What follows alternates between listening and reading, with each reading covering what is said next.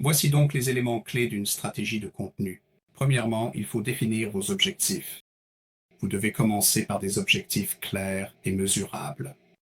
Deuxièmement, il vous faut une recherche d'audience, donc il est nécessaire de créer des personas. Qui sont-ils?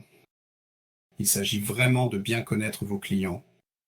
Vous avez ensuite besoin d'un audit de contenu.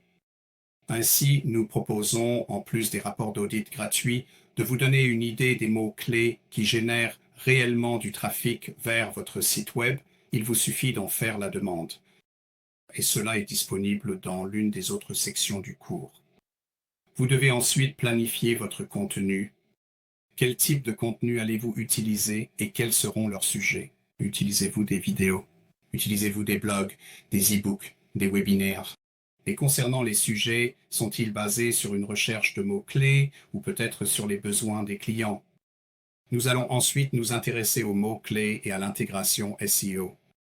Il s'agit donc d'optimiser votre contenu pour des mots-clés pertinents et de le structurer pour le SEO. Et encore une fois, cela se trouve dans l'une des autres leçons que, je crois, j'ai déjà enseignées. Ensuite, il y a le processus de création de contenu proprement dit. Est-ce que ce sera vous qui vous en occuperez? Est-ce qu'un freelance s'en chargera? Allez-vous faire appel à une agence? Et ainsi de suite. Nous proposons en fait un GPT personnalisé avec ce cours et je vous le montrerai un peu plus tard. Nous avons la distribution et la promotion du contenu. Alors, sur quelle plateforme allons-nous nous positionner? Allons-nous faire du marketing par email, comme des newsletters? Allons-nous faire de la publicité payante? Les réseaux sociaux? Allons-nous faire un peu de relations presse ou de sensibilisation auprès des médias? Vous devez prendre toutes ces décisions dans le cadre de votre stratégie de contenu. Ensuite, il y a la mesure et l'analyse du contenu. Nous devons donc pouvoir suivre les indicateurs clés de performance pour voir ce qui fonctionne et ce qui ne fonctionne pas. Et je sais que Google maintenant propose, il me semble, un service qui vous aide à installer votre système de suivi.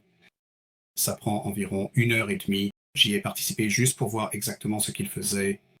C'est un processus assez simple. Prenez-vous une tasse de thé et quelques biscuits et laissez-vous simplement guider en répondant aux questions.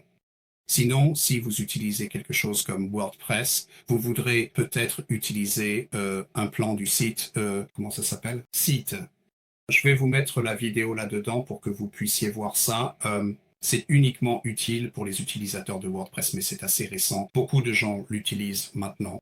Donc, c'est en quelque sorte la dernière mise à jour de Google pour rendre la vie aussi facile que possible, afin que vous puissiez mesurer et suivre ce qui fonctionne sur votre site web et ce qui ne fonctionne pas. Merci.